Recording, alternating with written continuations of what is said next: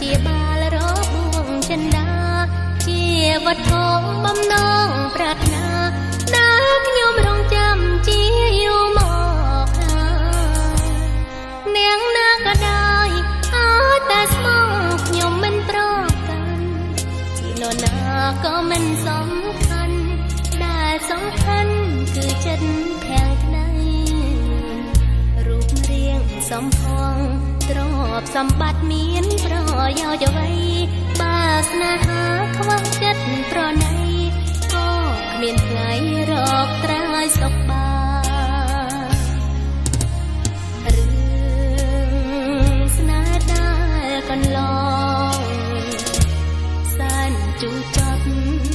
ព្រោះជួបនឹងចិត្តសាមាសំណាងមិនល្អជួបតែរឿងរ៉ាវរំខាន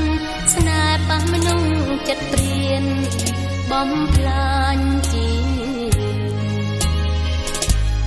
នាងណាក៏ដោយអើតែមានចិត្តសប្បុរសមិនខ្វល់ពីអ្វីទាំងអស់សរកតែស្នេហាមួយពេញអូនបងជាកាយឥតមានស្នាជូនប្រងវមិនដើម្បីស្នងចិត្តបរិសុទ្ធដែលអូនតែងសូបិនប្រាថ្នា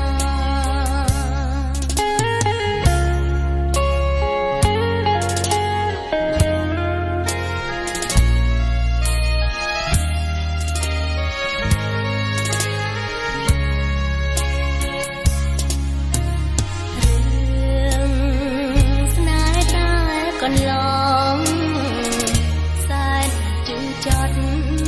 ព្រោះជួបនឹងចិត្តសាមា